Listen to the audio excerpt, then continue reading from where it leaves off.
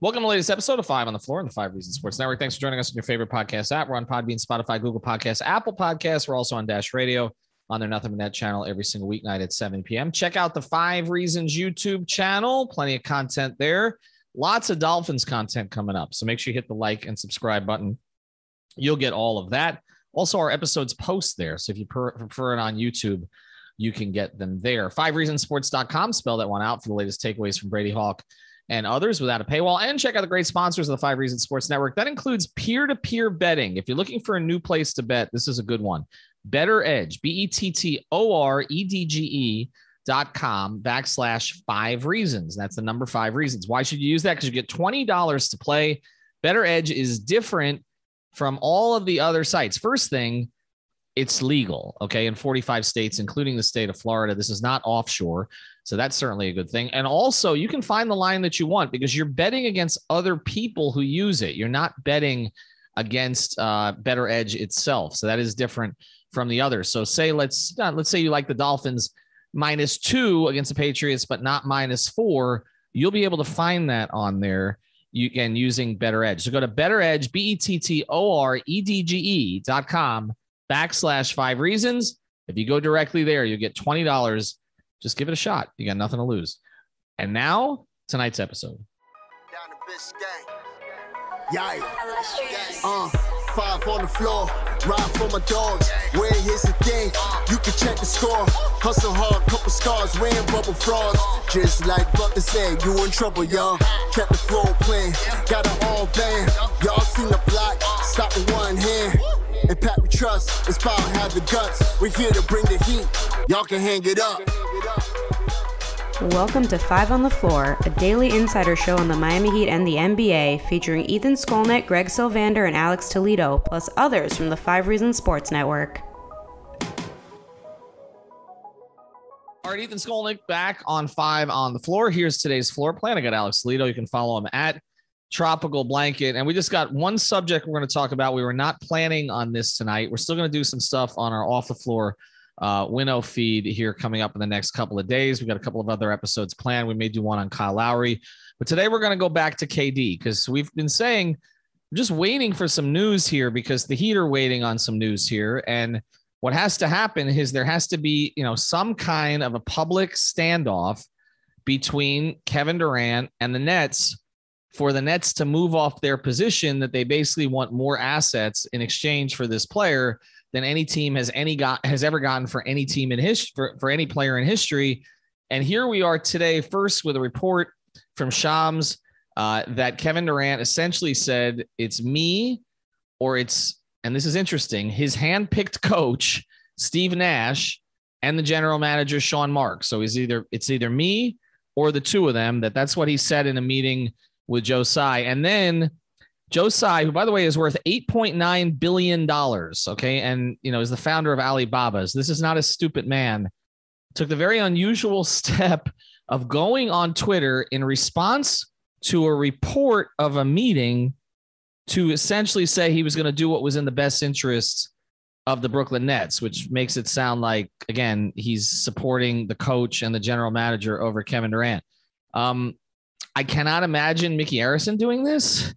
I can't really imagine anybody else doing this. So let's address it first and then talk about the repercussions. Alex, what did you think of the tweet? I thought it was very out there. I was not expecting to see that at all, right? Like an NBA owner chiming in and kind of, letting his pride get in the way. It kind of made me, it endeared me to Joe Tsai a little bit, right?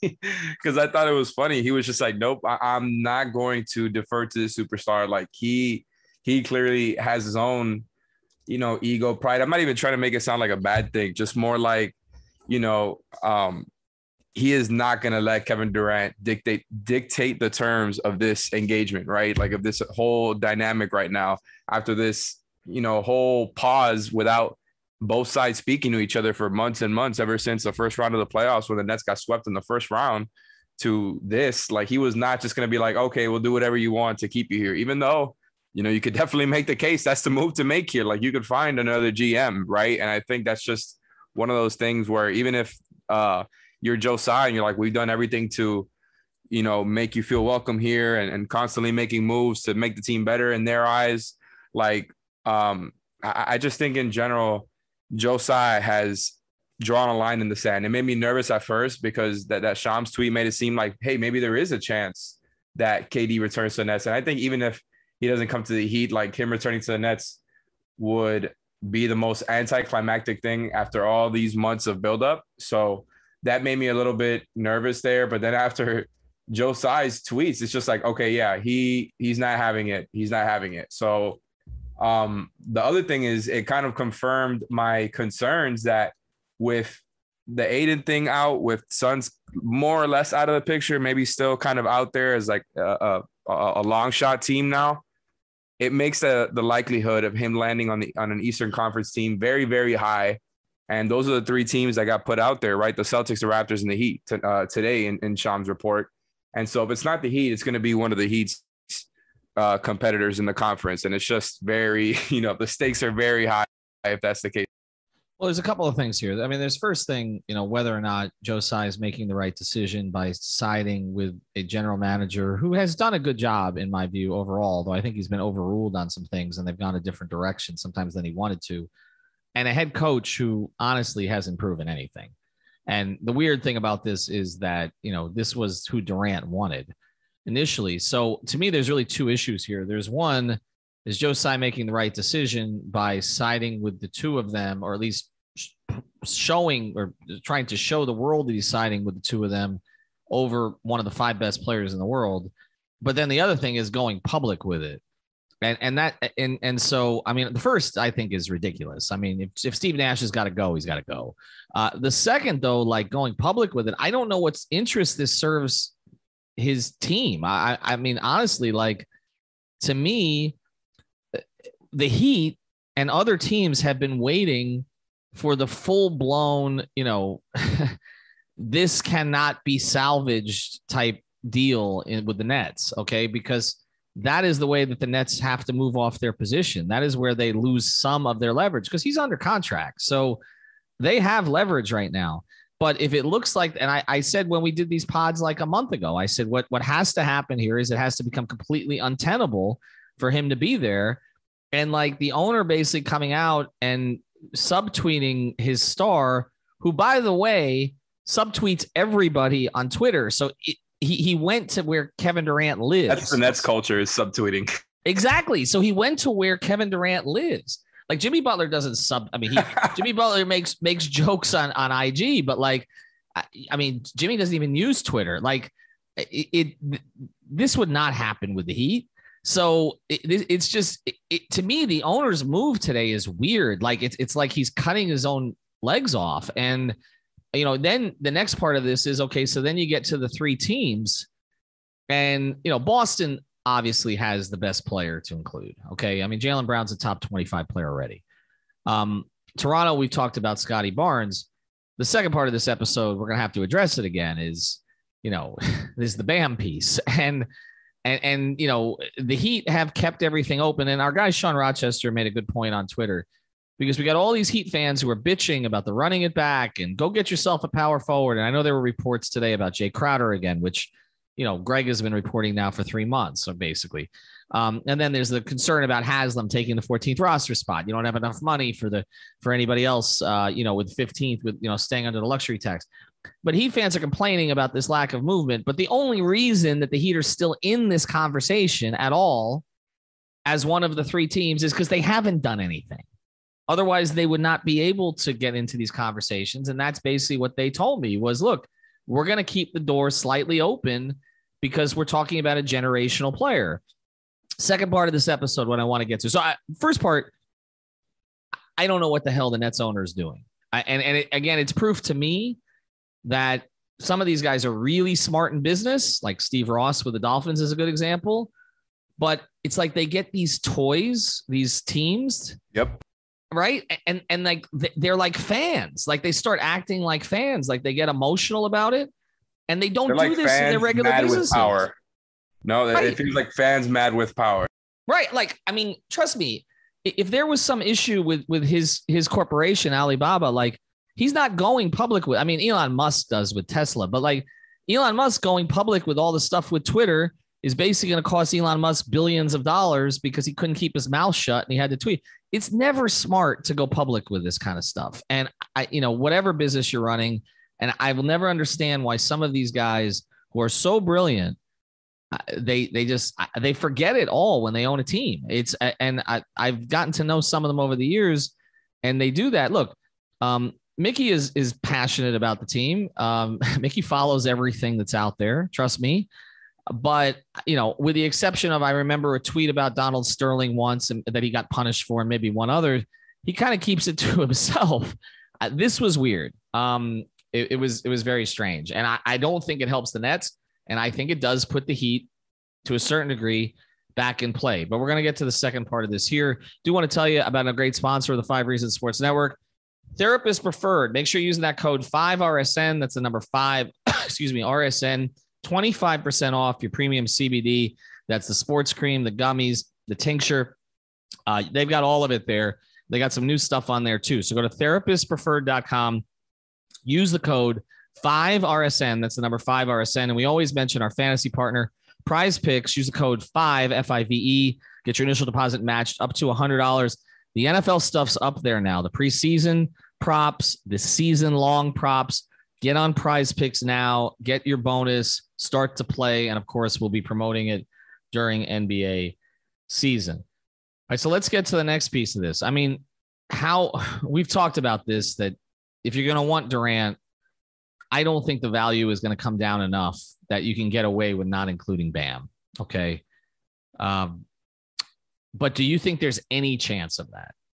Like, do you think that this thing implodes to the degree that somehow the Heat can come up with a package headlined by Tyler Hero and picks that they accumulate for other players? And obviously they got to make the salaries work to get Kevin Durant. Any chance?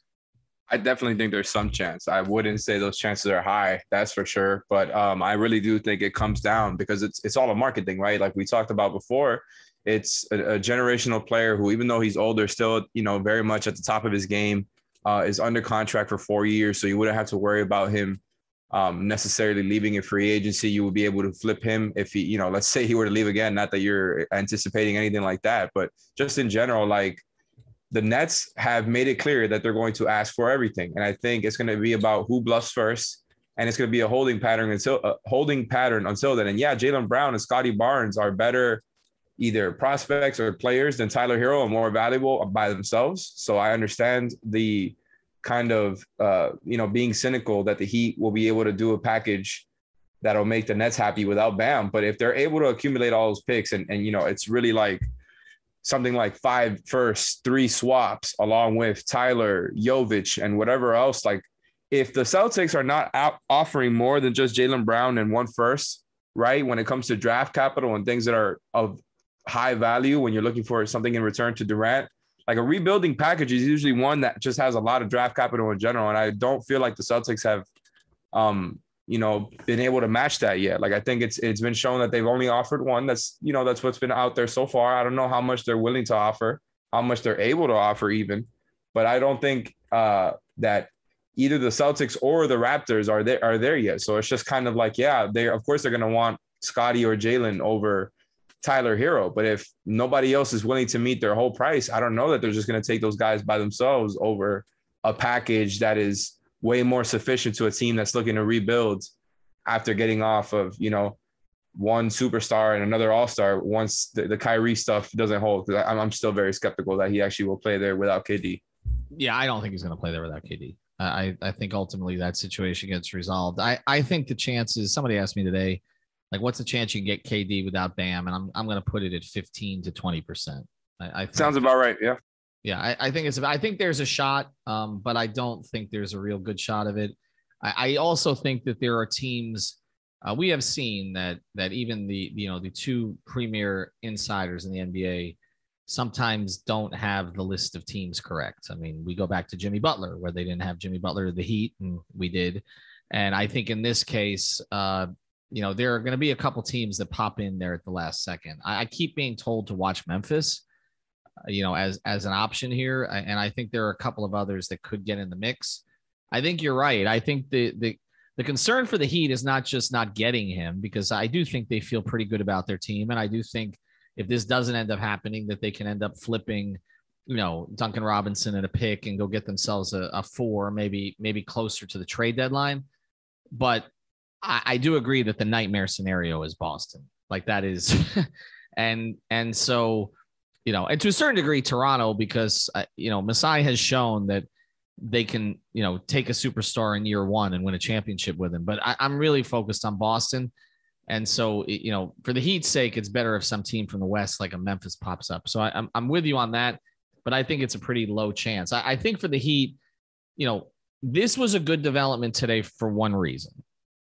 I think the sooner that this gets resolved, the better. And there had been no movement for like a month on this. And now there's movement. Okay. First, from Durant's camp, Shams is a player's guy. Okay. Woj is an organizations guy, typically. Okay. That's where they both kind of trend. So this report that was put out by Shams was to essentially, in my view, benefit KD. That's why Joe Tsai responded to it. I think it was a mistake to respond to it. And I think now he's cut his leverage a little bit. I think that NBA teams now, you smell, there's blood in the water a little bit. And, not just for Pat, but maybe for some other teams out there. I think this gave teams hope that they can get KD for a little less than they thought. So what'll end up happening is more teams get involved in the process, which may pump the value back up again. But I do think ultimately KD is going to go, if he goes, for a lot less than before. I do think so. And so I think it gives the Heat a shot, but without Bam, I still think it's a small shot.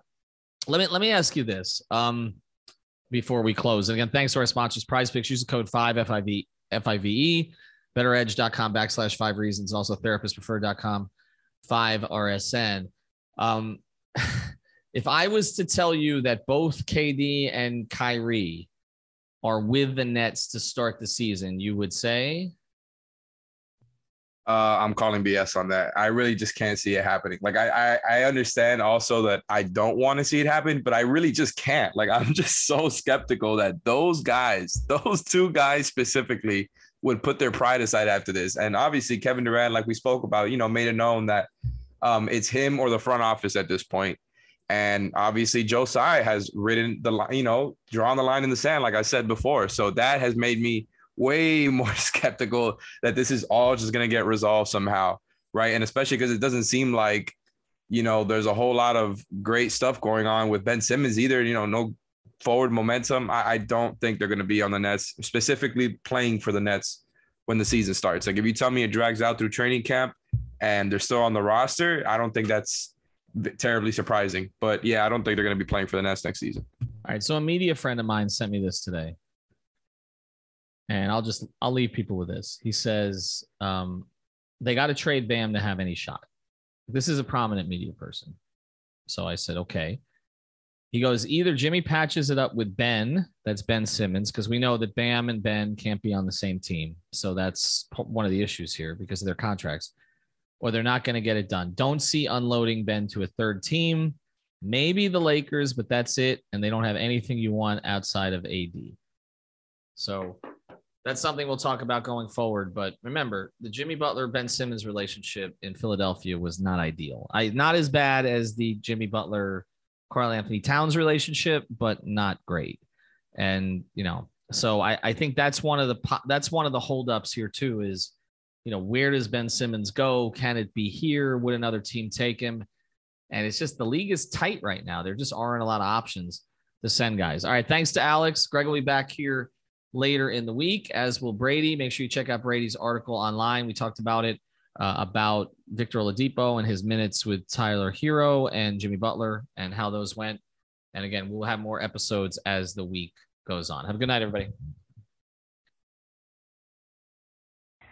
Thank you for listening to the Five on the Floor on the 5 Regional Sports Network.